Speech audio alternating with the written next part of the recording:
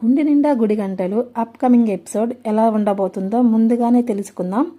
దుర్గారావు దగ్గరికి అప్పు తీర్చడానికి వెళ్ళిన మీనాకు దుర్గారావు ఎలా ధైర్యం చెప్తాడంటే, అమ్మ, ఈ వృత్తిలో నిన్ను కొట్టే వాళ్ళే లేరు. ఆ చింతామణి నీ జోలికి వస్తే ఏం జరుగుతుందో బాగానే అర్థమయ్యి ఉంటుంది. బెదరకుండా నిలబడితే కన్నెత్తి చూడడానికైనా ఆ చింతామణి భయపడుతుంది. ఇన్ని రోజులు నేను అప్పులు ఇస్తూ ఉన్నాను. మొదటిసారిగా ఒక ఆడపిల్ల తన కాళ్ళ మీద తను నిలబడడానికి సహాయం చేయాలనుకుంటున్నాను.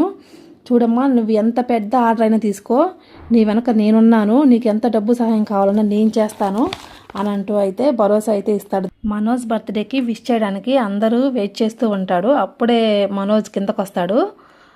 కేక్ ఏంటంటే రవి తెప్పిస్తాడనమాట. రే, ఏందిరా ఇంత చిన్నది తెచ్చావు, పెద్దది తేవచ్చు కదా అంటాడు. బాలు అంటాడు, రే కళ్ళు, నువ్వు ఎప్పుడైనా వాడికి ఒక్క బర్త్డేకైనా కేక్ తెచ్చావా?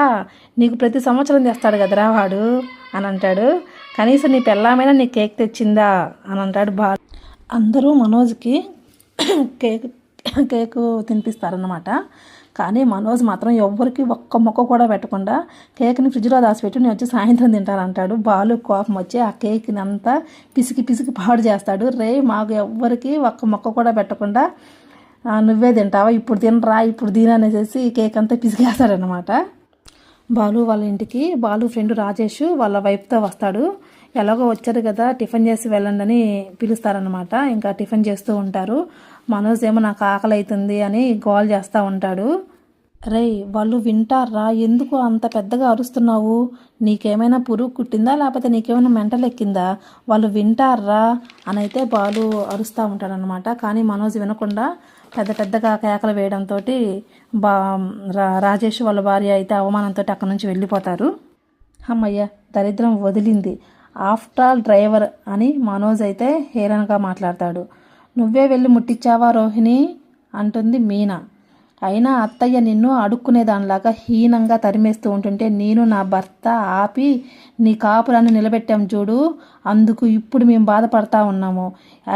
ఇంతమంది డబ్బులు మింగేసినా మిమ్మల్ని ఎంతలో ఉంచాలో అంతలో ఉంచుంటే బాగుండేది.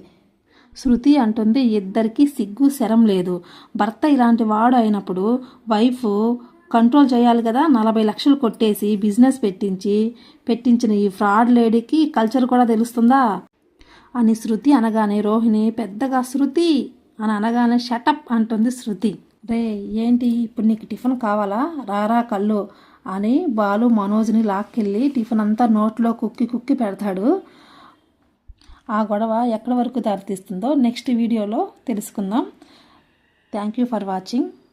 మన ఛానల్ని ప్లీజ్ సపోర్ట్ చేయండి, సబ్స్క్రైబ్ చేయండి.